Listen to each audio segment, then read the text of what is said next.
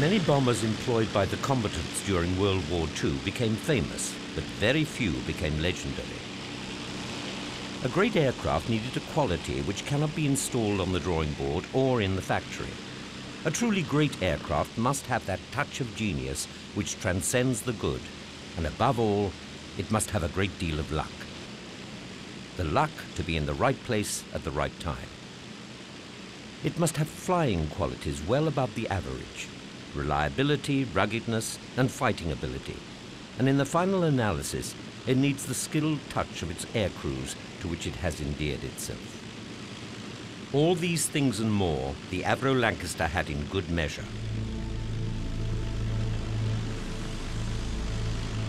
Despite its power-operated turrets, those abominations which plagued the wartime bomber designers striving for cleanliness of line, the Lancaster embodied a measure of grace which actually made it pleasing on the eye.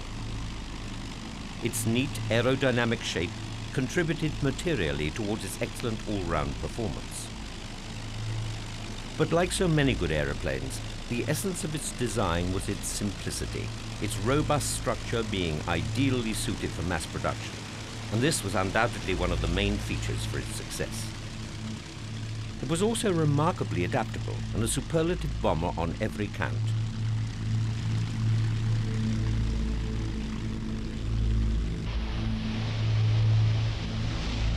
At first, using 4,000-pound bombs and smaller weapons, the Lancaster carried the war into the heart of Germany.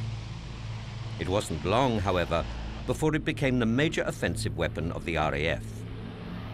By April 1942, it was carrying the 8,000-pound bomb, and by 1943, it had progressed to the 12,000-pounder.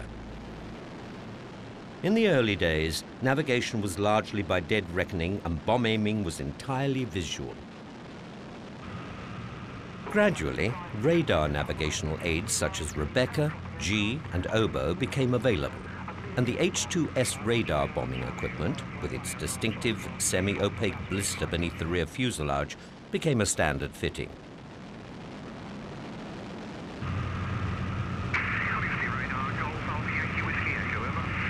The most remarkable offensive weapon to be used by the Lancaster was, perhaps, the bouncing bomb, which was to be used on one of the Lancaster's most spectacular and daring raids. It was dropped by the immortal 617 Squadron on the strategically important Mona, Ada, and Sorpé dams in the Ruhr. Somewhere about that wooded patch at 12 o'clock. There's something fucking obscure, some little village on a road. Wartime commander of Bomber Command, Sir Arthur Harris, heralded the Lancaster as the finest bomber of the war, and added, its efficiency was almost incredible, both in performance and in the way it could be saddled with ever-increasing bomb loads without breaking the camel's back.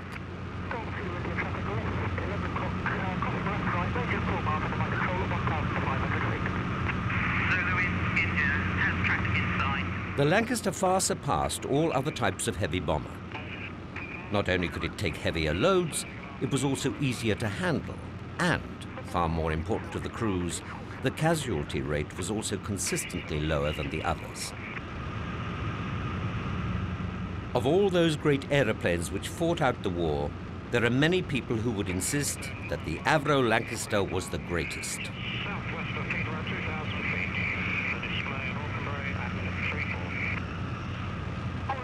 In contrast to the Lancaster, the angularly ugly Armstrong Whitley, or the Flying Barn Door as it was known, was a familiar sight to people living on Britain's east coast during the early years of the war. The Whitley was the mainstay of the RAF bomber force for the first 2 years, in which the seeds of strategic night bombing were being sown. Although one of the least appealing bombers of the war, the Whitley did represent an important landmark in the history of the RAF's offensive capability. Few, if any, bombers of the Second World War enjoyed a longer or more distinguished operational career than the Vickers Wellington. Blooded in combat at the very outset of hostilities, it carried the lion's share of RAF Bomber Command's night bombing offensive until the operational debut of the 4-engine heavies, and it was still in the front line when the war ended.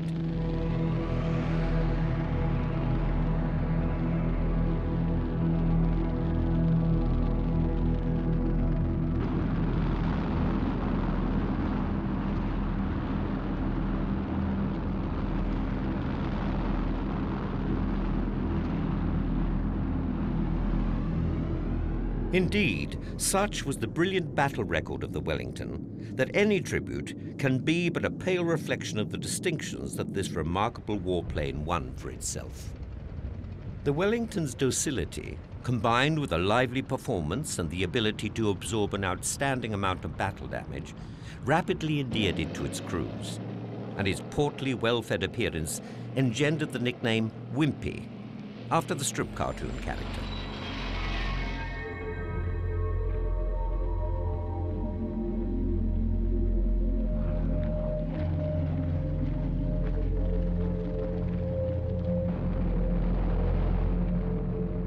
More than any other bomber, the Wellington proved the power-operated gun turret to be a formidable defensive weapon. But it disproved the widely held belief that large bombers could undertake daylight bombing raids against heavily defended targets without fighter escort.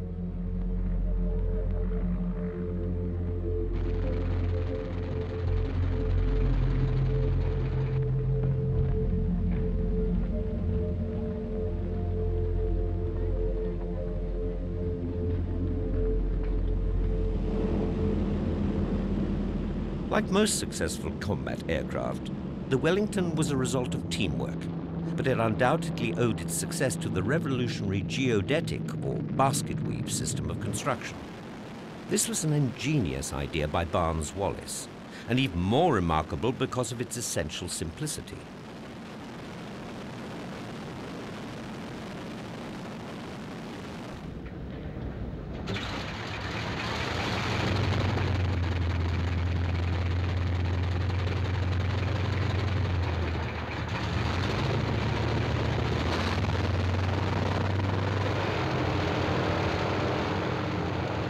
Before the end of 1939, the Wellington was to achieve one doubtful distinction. It was to teach the RAF the hard lesson that the operation of such large aircraft by daylight without fighter escort was impractical. This lesson was driven home when 10 Wellingtons were lost and 3 badly damaged, out of a formation of 24, making an armed reconnaissance raid on Wilhelmshaven and the Schillig Roads. The Wellington was from then on never again used by daylight unescorted, except in coastal and transport commands.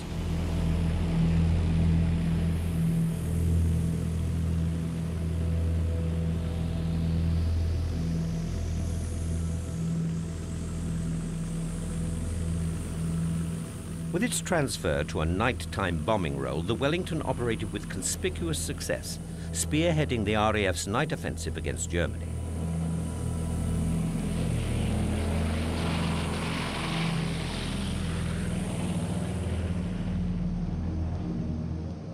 The Wellington was an aeroplane worthy of the Royal Air Force.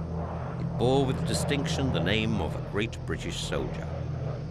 Other bombers came forward as the war progressed, but none enjoyed a finer reputation.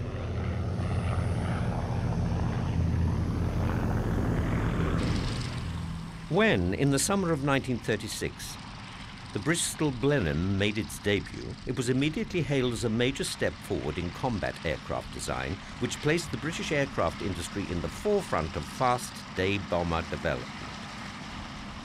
It was the first modern all-metal cantilever monoplane of stress skin construction to be placed in production for the Royal Air Force, and, as such, it denoted the beginning of a new era in the equipment of that air arm.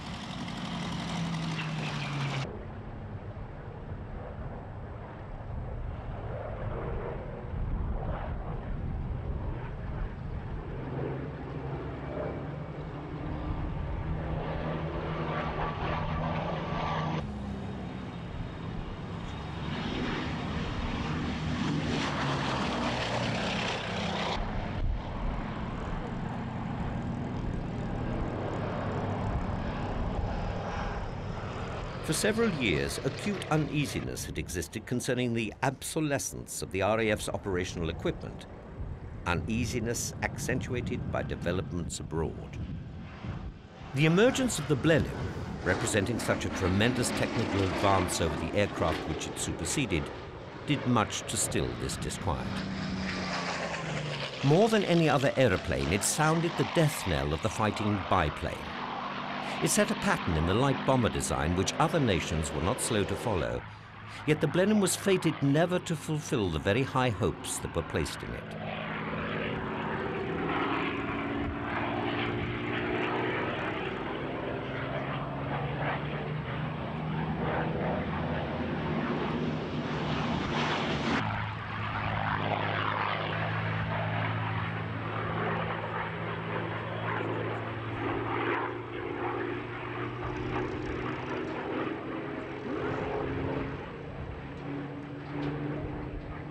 One of the key types selected by the Air Ministry for the re-equipment of the rapidly expanding RAF of the late 30s, the Blenheim, at the time of its service introduction, was possessed of a performance which enabled it to outpace most contemporary service fighters. Yet such was the pace of combat aircraft evolution during those last 2 years of peace in Europe, that when the RAF went to war in September 1939, it soon discovered that the Blenheim was not the redoubtable weapon that it had supposed. Its shortcomings soon manifested themselves in the hard school of aerial combat. It was to prove woefully vulnerable to fighter attack. It was to be found deficient in both defensive armament and armor. Nevertheless, it was to bear the brunt of much of the fighting on every front to which the RAF was committed for the first 3 years of the Second World War. Despite its limitations, it was to serve valorously.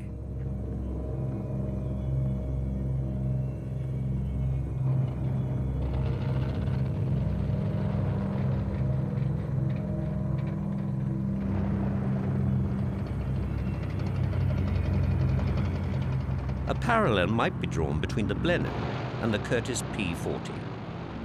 Like the American fighter, it was praised and abused, lauded and vilified, but it was all that was available, and however divergent were views of the effectiveness of the Blenheim as a weapon, it was one of the truly historic aircraft of the war.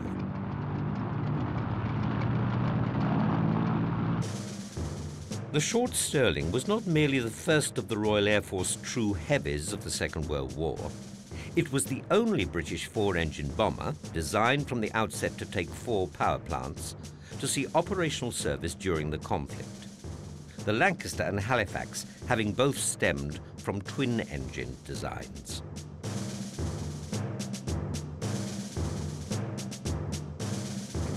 Carrying bomb loads far greater than any previously contemplated, the Stirling proved one of the most important landmarks in the history of the RAF. Yet the official history of the RAF in the Second World War was to refer to the Stirling as a disappointment.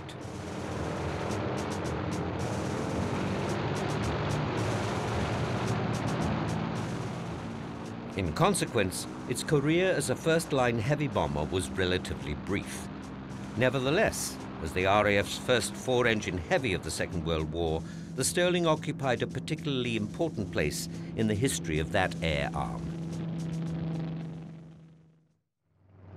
The Avro Manchester, the predecessor of the Lancaster, was not a successful bomber. It proved to be unreliable and underpowered. Only 209 were built, and production of the type lasted barely a year.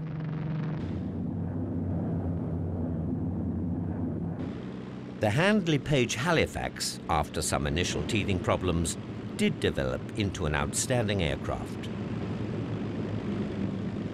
Remaining in service until the end of the war, the Halifax maintained its position of one of the 2 principal RAF heavy bombers.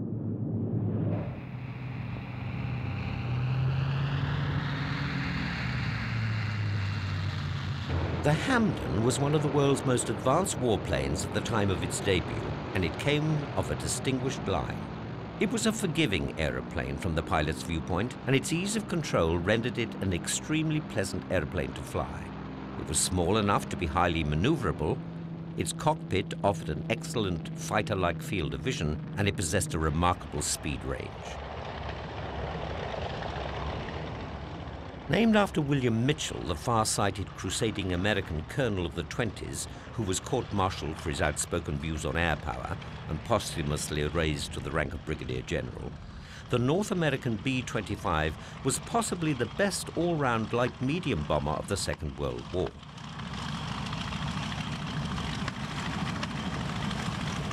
Operationally efficient, this docile, adaptable machine had an excellent all-round performance, and with particularly good handling characteristics, and it was one of the most popular of combat aircraft among all Allied air crews.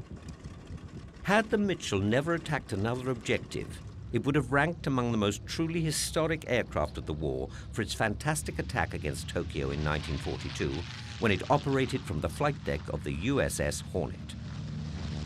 It was manufactured in larger quantities than any other American twin-engine bomber, no less than 9,816 Mitchells being accepted by the USAAF, although many of these were destined to find their way to the British, Soviet, and other Allied air forces. The peak number of Mitchells in the USAAF service never exceeded 2,656 aircraft, but this exceptionally fine bomber made its mark on every far-flung front of the Second World War.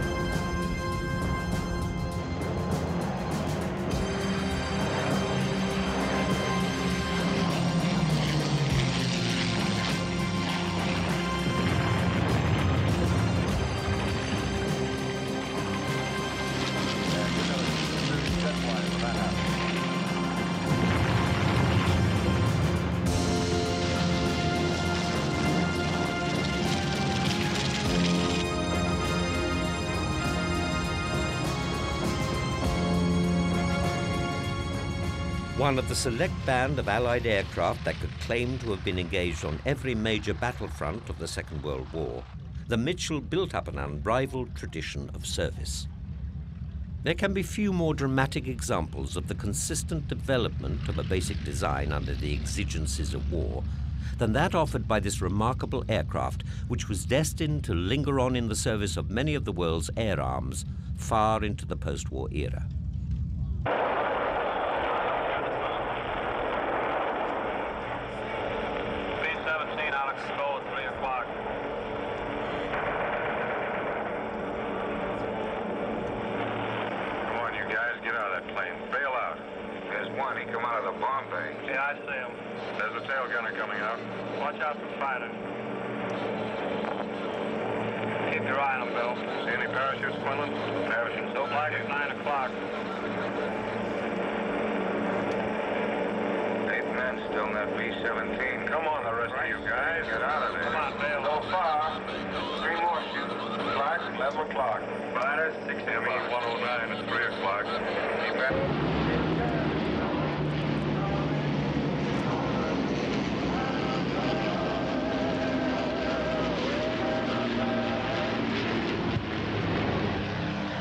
Few other aircraft of the Second World War gained the universal affection of their aircrew over so long an operational period, as did the Boeing B-17 Fortress. This legendary aircraft formed the spearhead of the American bombing offensive in Europe, from beginning to end, as well as serving in every other theater of war.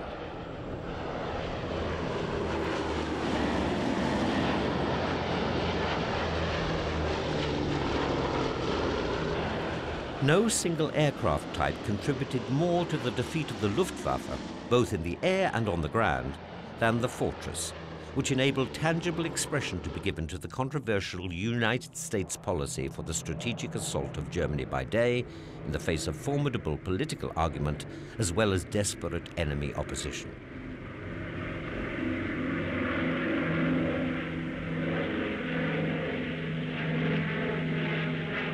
A curious feature of the Fortress's history is that its reputation as the leading Allied day bomber was established, despite its inferiority in many respects of performance, compared with its combat contemporary, the B-24 Liberator.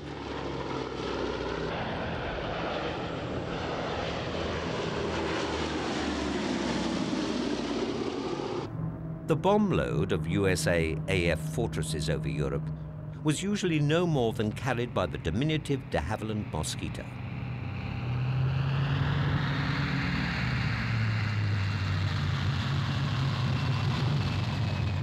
Far fewer fortresses than Liberators were built, 12,677 fortresses being accepted by the USA AF between July 1940 and August 1945.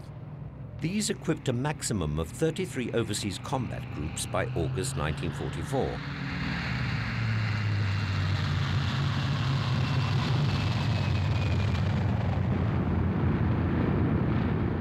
The Fortress achieved fame on the strength of several outstanding attributes. Of these, perhaps the most important were an excellent high-altitude capability and the ability to absorb an amazing amount of battle damage.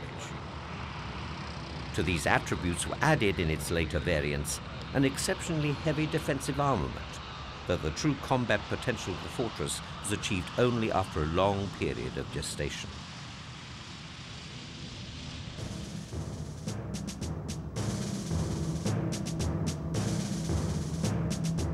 The Fortress had dropped over 640,000 tons of bombs on European targets during the war years.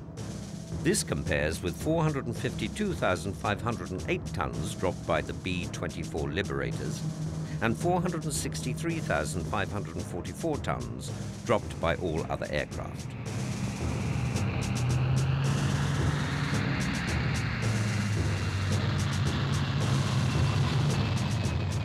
According to records compiled by its manufacturers, the Fortress destroyed 23 enemy aircraft per 1,000 sorties, as compared to 11 by B-24 Liberators, 11 by United States fighters, and 3 by all United States light and medium bombers. Although it has been established that the very high claims of enemy aircraft kills scored by the Fortress were greatly exaggerated, there can be no doubt that the total was formidable. By its almost unrivaled period of first-line service, the Fortress proved itself one of the classic bomber designs of all time. Its performance proved a triumphant vindication of the principles of air strategy and bomber design established by a few far-sighted airmen and engineers in the United States of America long before World War II.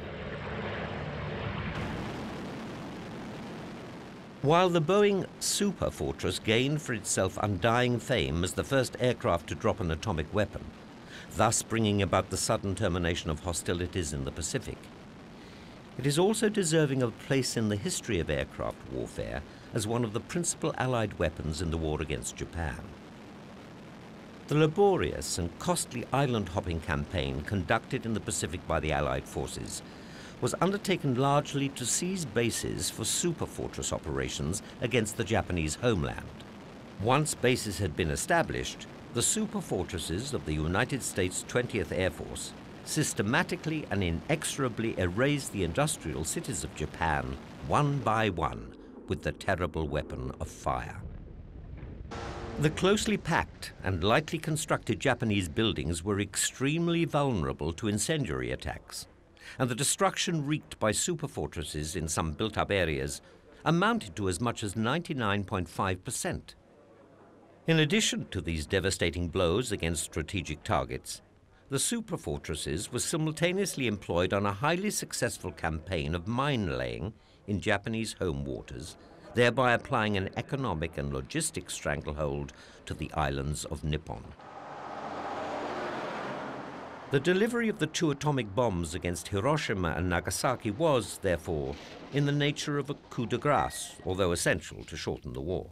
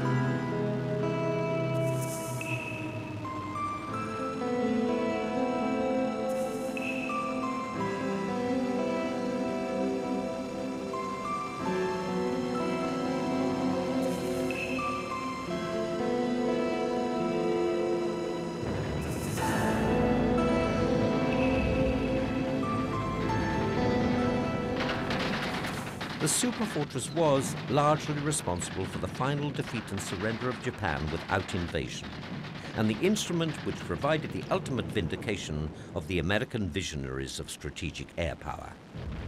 The Superfortresses made an immense contribution to subsequent bomber design. It was the Second World War's heaviest production warplane, and the first pressurized aircraft to attain large-scale production. It was also the first to make extensive use of remotely controlled armament. But perhaps the most remarkable feature of its history was the fact that it was designed, built, tested, and placed in operational service within 4 years.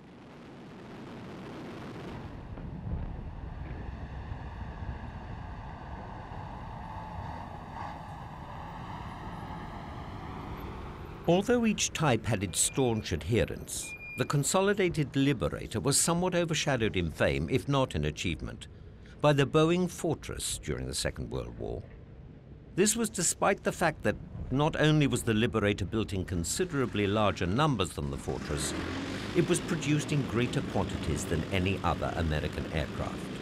Such a unique production record is all the more remarkable for such a large 4-engine aircraft, and the Liberator operated over more fronts for a considerably longer period and was produced in a greater variety of versions than any other Allied or enemy bomber.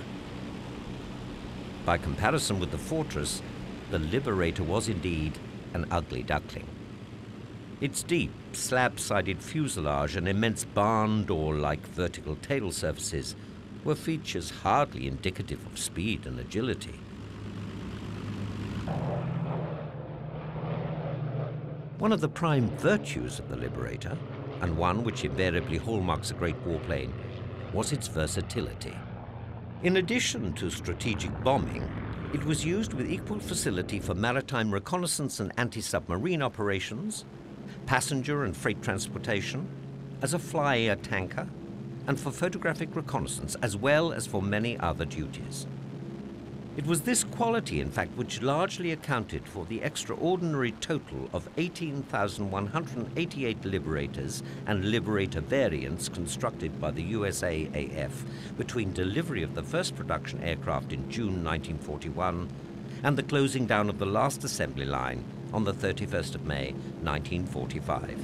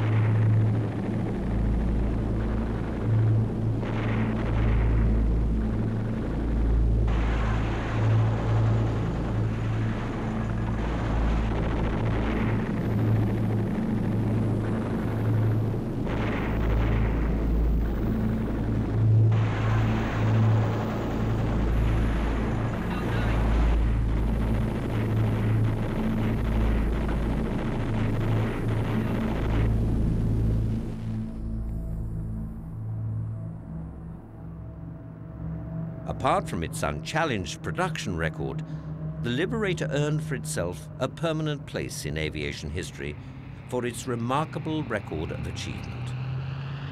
Whether the material to be delivered happened to be bombs, depth charges, gasoline, freight, troops, or VIPs, the Liberator established a reputation second to none for doing almost any job, anywhere.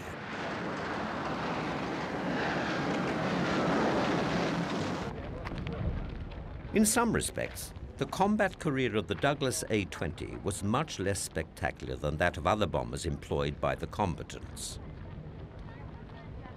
It was associated with no outstanding operations, but remained in frontline service throughout the war. It did not distinguish itself on any particular battlefront, but flew with equal distinction over all of them.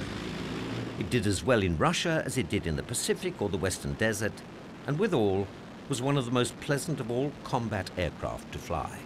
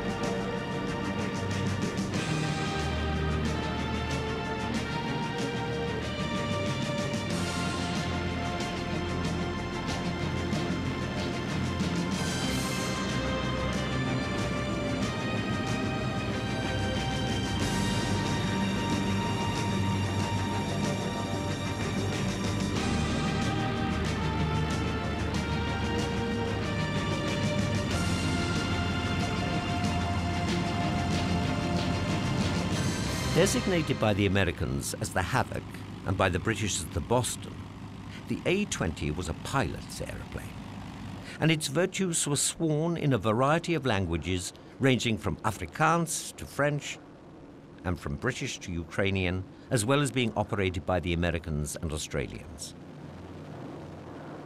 Its cosmopolitan nature was fundamental in its design, however, for it owed its origins much to the Spanish Civil War, and subsequently to the urgent need for rearmament by the French.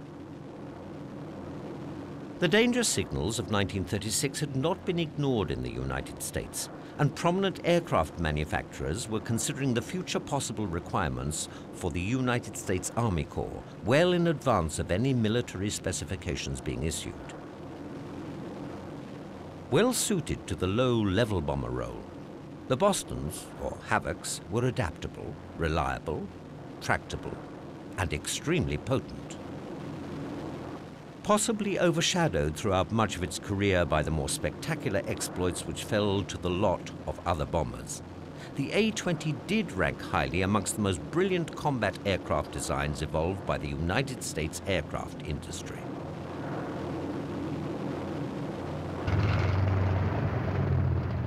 No combat aircraft of the Second World War, either from the Axis or Allied powers, was the subject of so much modification and extemporization as was the Yonkers Ju-88. Operating in various forms throughout the entire period of the European War, and still in production when the hostilities ceased, the Ju-88 was the true backbone of the Luftwaffe.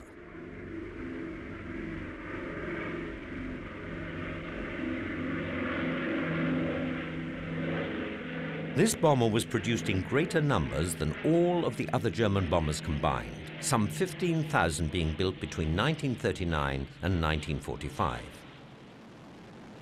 The Ju-88 was continuously adapted to perform roles other than that for which it had been conceived, and performed every task demanded of it with distinction. Like all combat aircraft, it possessed its share of shortcomings. These were largely due to changes dictated by the needs of the overstrained and depleted German defenses during the war's closing stages. Without doubt, despite its shortcomings, the Ju-88 was the finest German bomber to see extensive operational service.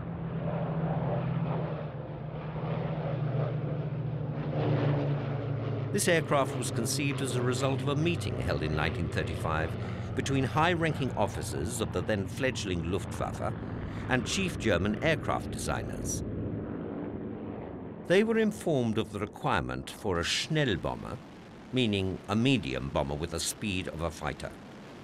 Junkers were finally awarded the contract, the prototype making its maiden flight in 1936.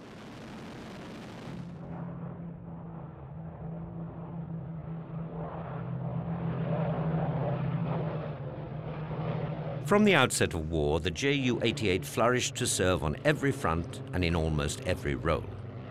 And apart from its use as a medium bomber, it also served as a night fighter, reconnaissance, torpedo bomber, mine layer, and finally as the lower half of the Mistel flying bomb. Highly regarded by the Allies, the Ju-88 was considered to exemplify the German philosophy of using one good basic airframe for a multitude of tasks, rather than evolving a variety of specialized machines, and thus complicating production. It is true to say that had the Ju-88 proved less amenable to the process of adaptation and modification to which it was eventually submitted, then the Luftwaffe would have found itself in serious difficulties at a very much earlier stage in the Second World War. Few were the inhabitants of England's capital and southern counties to whom, in the dramatic months of 1940, the distinctive and disagreeable note of the Heinkel He-111's engine was unfamiliar. For this machine, the first modern medium bomber to be acquired by the Luftwaffe, bore the major burden of the German bombing offensive against the British Isles during the main phase of the Battle of Britain. Despite its shortcomings, which became more marked as the war progressed, and which were in no small part due to the continual process of modification and extemporization to which the bomber was subjected, the He-111 retained its place as the standard Luftwaffe combat aircraft throughout the war.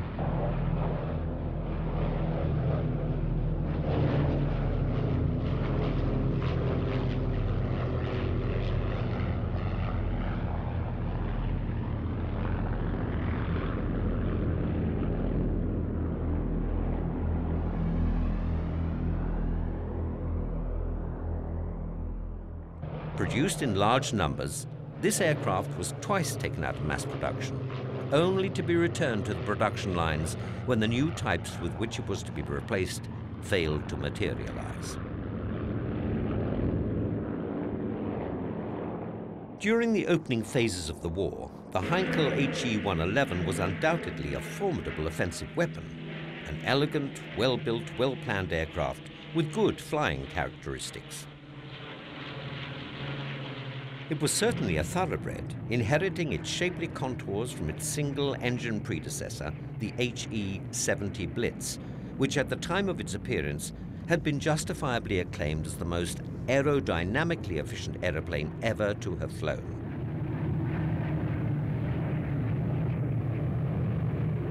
Like many German warplanes of its era, the HE-111 had first been shown to the world as a civil aircraft, but its sleek, streamlined fuselage was obviously designed for maximum performance at the expense of passenger comfort. However, intended from its birth as one of the Luftwaffe's principal weapons of the future Blitzkrieg, the HE-111 had placed Germany at the forefront of medium bomber development.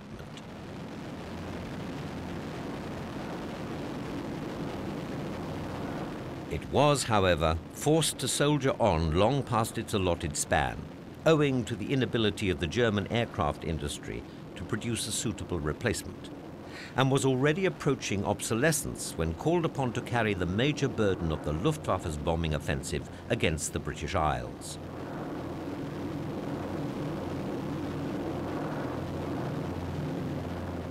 Despite continual improvements, it could not keep pace with the rapidly changing requirements of air warfare, and during the last years of the war was no longer the formidable weapon with which the Luftwaffe had attacked Poland.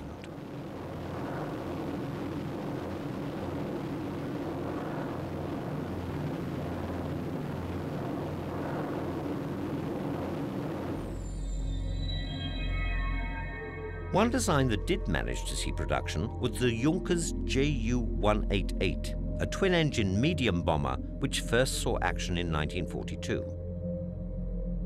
As early as 1939, Yonkers had been working on the Ju288, which was a completely new design, far more advanced than preceding types. But when it became apparent that the design, which should meet a specification which called for the type to be in service by 1942, was not going to be developed in time, the Luftwaffe proposed that instead, the Ju-88 should be modified to meet the new requirement. Hence, in the interim, the Ju-188 was born.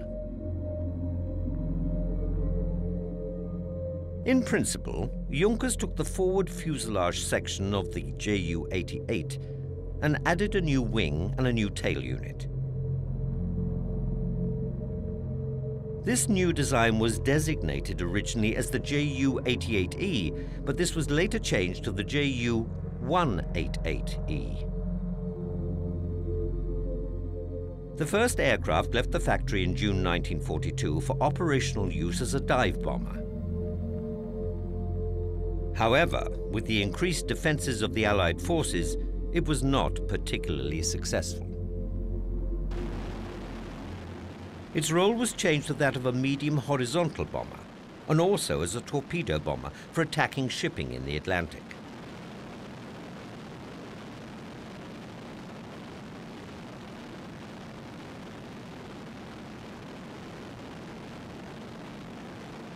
Further developments took the Ju-188 into the night fighter role for defending Germany's homeland against the increasing Allied strategic bombing campaign. In order to achieve greater speed and altitude, without the disruption caused by the introduction of a completely new design, the Ju-188 was also developed into a high-altitude bomber with a pressurized cockpit section. This type later became designated as the Ju-388.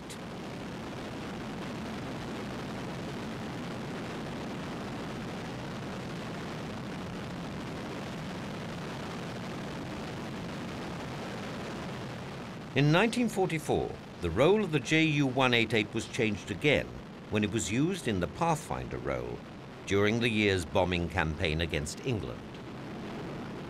Operating from 1942 until the end of the war, seeing action in Europe and on the Mediterranean, Arctic and Eastern Front, the Ju188 in its variety of roles was among the most important of the Luftwaffe's operational aircraft.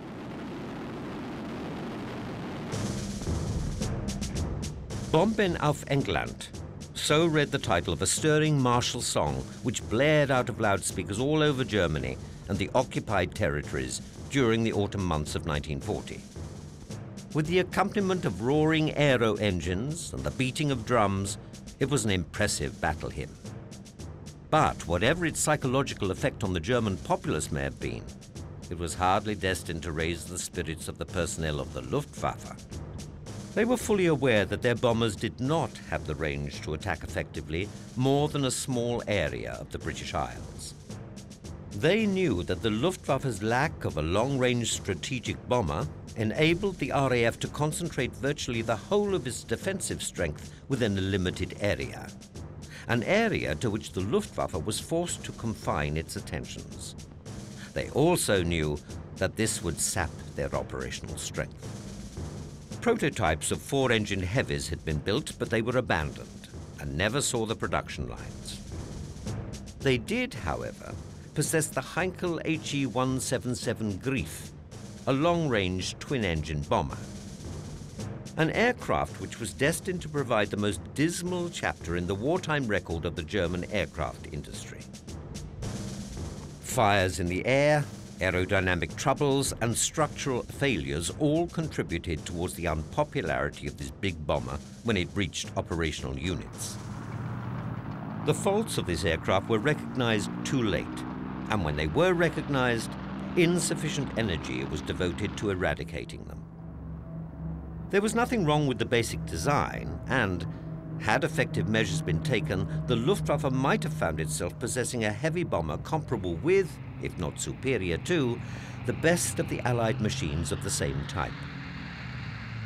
Aptly named the Greif, this aircraft's chief claim to fame was the fact that it was the only German heavy bomber to attain quantity production during the war years.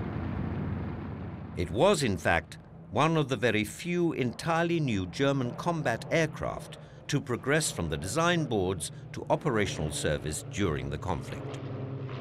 But the advantages that it offered were nullified by the German aircraft industry's inability to devote sufficient effort towards its perfection.